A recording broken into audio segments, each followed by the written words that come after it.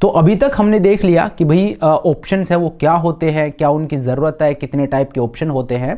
तो basically option को अभी तक जो हमने डिस्कस किया है, तो ऑप्शन जो है वो होता है किसी भी चीज़ को एक पहले से सेट के प्राइस पर खरीदने या बेचने का अधिकार। आपको एक राइट मिलता है। ऑप्शन बेसिकली एक राइट है, राइट टू बाई और राइट टू सेल।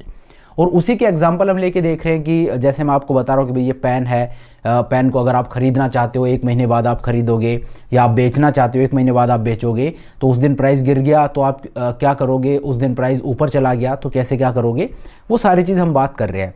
लेकिन यहाँ पे एक बहुत ज़रूरी चीज़ है कि अभी तक हमने बात की है कि खरीदने का अधिकार और बेचने का अधिकार, ठीक है, कि अगर आपने कॉल ऑप्शन बाई कर लिया तो आपको एक राइट मिल गया किसी भी चीज़ को खरीदने का, कि अब आपके पास राइट है उस चीज़ को उस प्राइस पर खरीदने का। और अगर आपने पुट ऑप्शन बाई कर लिया तो आपके पास राइट है उस चीज़ को उस प्राइस पर सेल करने का, ठीक है। लेकिन ये राइट दे कौन रहा है, उस चीज़ पे तो हमने गौर ही नहीं की। कि अभी तक हम बाई की बात कर रहे हैं, लेकिन वो जो राइट मैं ले रहा हूँ, जब मैं कॉल ऑप्शन बाई कर रहा हूँ तो मुझे जो राइट मिल रहा है कि राइट टू बाई, और पुट ऑप्शन में राइट टू सेल, ये जो राइट है ये दे कौन रहा है, कौन है वो बंदा जो ये राइट दे रहा है, ठीक है। क्योंकि मार्केट है यहाँ पे, अगर आप कुछ बाई कर रहे हो तो कोई सेल भी तो कर रहा होगा, तो वो सेलर कौन है और उसका व्यू क्या है, वो क्यों कर रहा है ऐसा, ठीक है। तो अब जो ये जो बंदा है जो इसको सेल कर रहा है, जो राइट दे रहा है, एक तो बंदा है ऑप्शन बायर जो राइट खरीद रहा है, जो ये अधिकार खरीद रहा है किसी भी चीज़ को खरीदने या बेचने का, कि ये पेन है ये मुझे खरीदना है और ये मुझे आज नहीं खरीदना है, ये मुझे 30 दिन बाद खरीदना है। तो मैं क्या करूंगा, मैं एक कॉल ऑप्शन बाय कर लूंगा, क्योंकि हो सकता है 30 दिन बाद इसका प्राइस ऊपर चला जाए, तो वो जो प्राइस ऊपर जा सकता है वो मेरा रिस्क है, उस दिन महंगा खरीदना पड़ेगा। तो आज ही मैं इसका एक कॉल ऑप्शन खरीद लेता हूं। तो अब कॉल ऑप्शन खरीद रहा हूं तो मतलब मैं पेन नहीं खरीदा है, मैंने ऑप्शन खरीदा है, मतलब मैंने राइट खरीदा। कॉल ऑप्शन खरीदा मतलब मैंने एक राइट खरीद लिया इस पेन को खरीदने का, कि 1 महीने बाद 10 रुपए पे इस पेन को खरीदूंगा, मैंने एक हक खरीद लिया, ठीक है। अब ये हक बेच कौन रहा है, एक सेलर भी तो होगा जो इस हक को बेच रहा है। तो ये जो सेलर है यही मार्केट का असली खिलाड़ी होता है, जो राइट को सेल करता है, जो खरीदने या बेचने का अधिकार जो हम बाई कर रहे हैं, जो इतनी देर से हम डिस्कस कर रहे हैं, इसको जो बेच रहा है वो है असली मार्केट मेकर, वो है असली खिलाड़ी। ये जो बाई वाला हम कर रहे हैं, ये सुनने में ऐसे लग रहा होगा कि यार ये तो बहुत अच्छी चीज़ है कि यहाँ पे मैंने प्राइस को लॉक कर दिया छोटी सी अमाउंट देके, लेकिन ये असली खिलाड़ी नहीं है। असली खिलाड़ी वो है जो छोटी सी फीस ले लेता है और बोलता है कि ठीक है, मैं आपको ये जो हक है, ये जो राइट है, ये मैं आपको दे रहा हूँ, मैं आपको सेल कर रहा हूँ ये राइट, आप मेरे पास आ जाना और मेरे से ख़रीद लेना, उस दिन प्राइस कुछ भी हो, बदले में छोटी सी फीस मैं लूँगा। तो वो होता है सेलर, उसको बोलते हैं ऑप्शन सेलर, और ऑप्शन सेलर ही असली खिलाड़ी होता है, ठीक है। तो ऑप्शन बायर और ऑप्शन सेलर, ऑप्शन बायर तो हम इतनी देर से डिस्कस कर रहे हैं, ये जो ऑप्शन सेलर बंदा है इसका क्या माइंडसेट होता है, क्या पर्सपेक्टिव होता है, ये एक बार के लिए अब हम समझ लेते हैं। तो ऑप्शन बायर और ऑप्शन सेलर है वो आप समझ जाओगे इस चैप्टर में कि भाई किस तरह से ऑप्शन बायर और ऑप्शन सेलर हैं वो सोचते हैं और क्या उनका पर्सपेक्टिव होता है, ठीक है। ये बहुत ज़रूरी चीज़ है, ये सीखना बहुत ज़्यादा ज़रूरी है।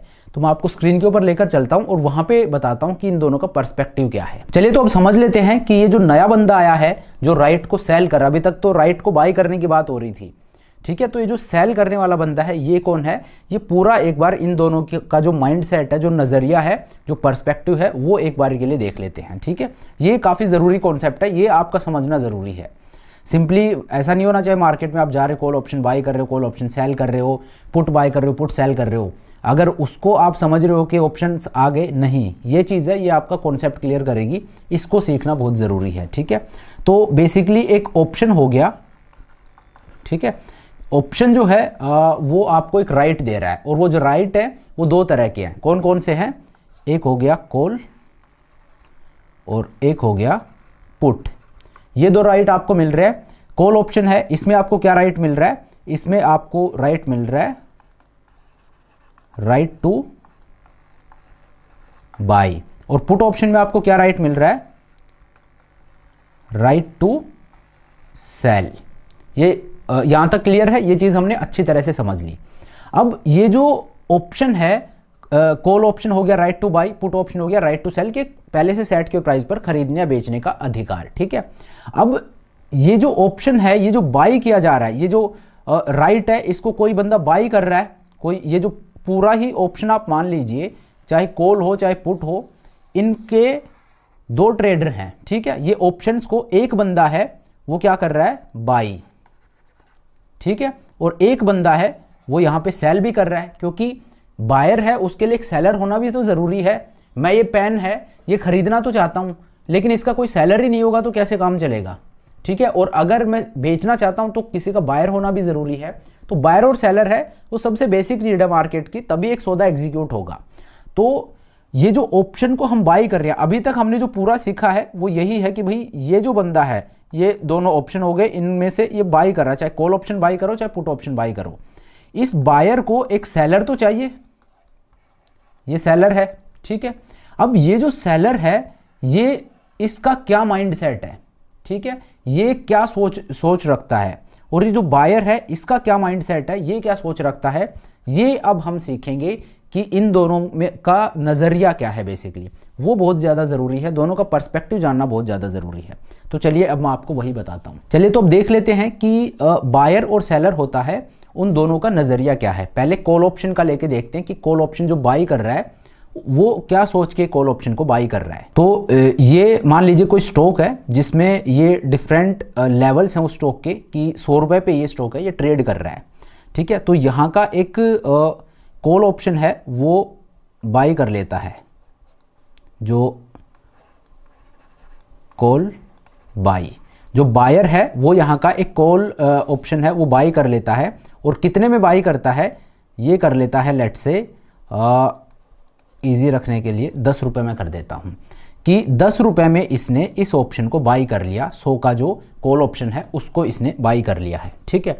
अब इसका व्यू क्या है, 10 रुपये में कॉल ऑप्शन बाई कर लिया, इसका मतलब इसके पास ये हक है कि ये इस स्टॉक को 100 रुपये में खरीद सकता है, राइट। इसने बाई कर लिया कि भाई 100 रुपये में ये इस स्टॉक को खरीदने का मेरे पास हक है। जो एक्सपायरी डेट जो होगी वो हम आगे समझेंगे कि इस महीने की और फलाना डेट, मान लीजिए कि इस महीने के और 30 तारीख को, और इस स्टॉक को 100 रुपये पे खरीदने का मेरे पास हक होगा, ठीक है। और ये हक है, ये कितने रुपए में खरीदा है, ये 10 रुपये में खरीदा है इस कॉल ऑप्शन बायर ने, ठीक है।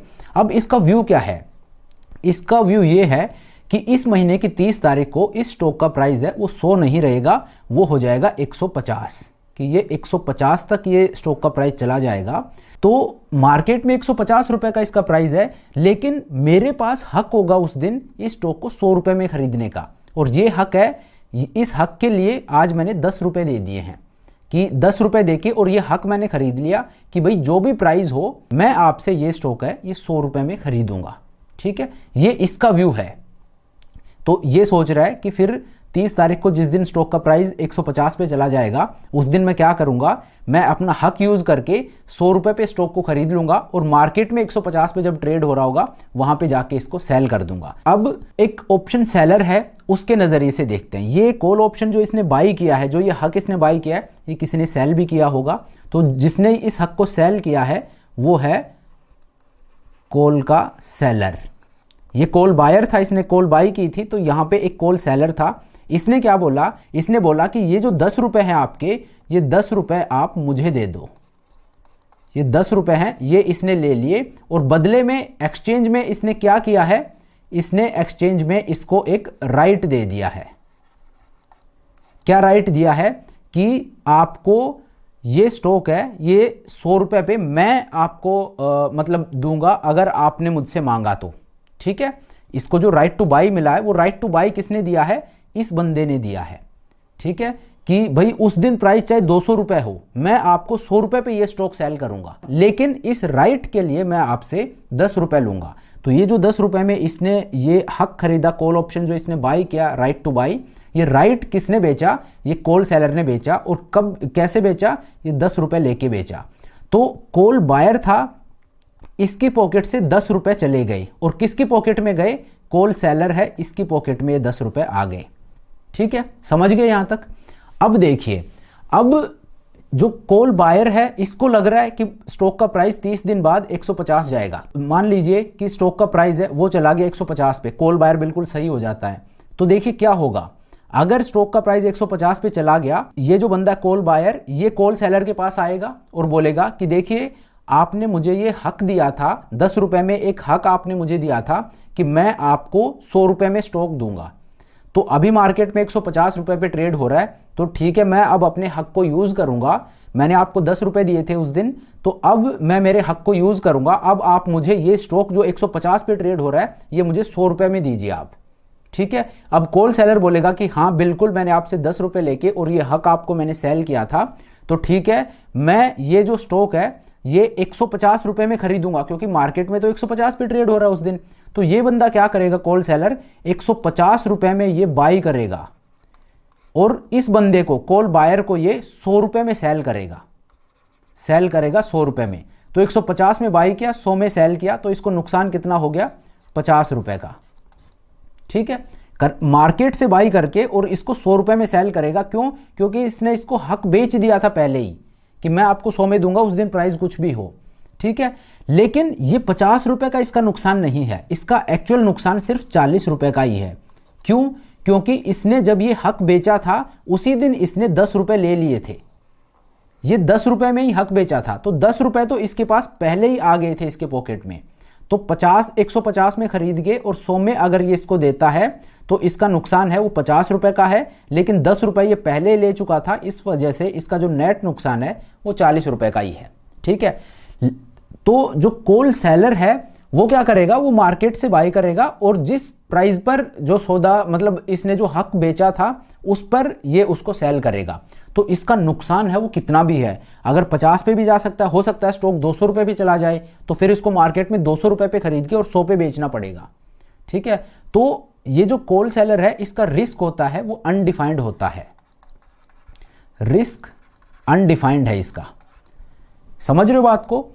देखिए कॉल सेलर है इसका रिस्क अनडिफाइंड है, इसको कितना भी लॉस हो सकता है। अगर स्टॉक 50 रुपए ऊपर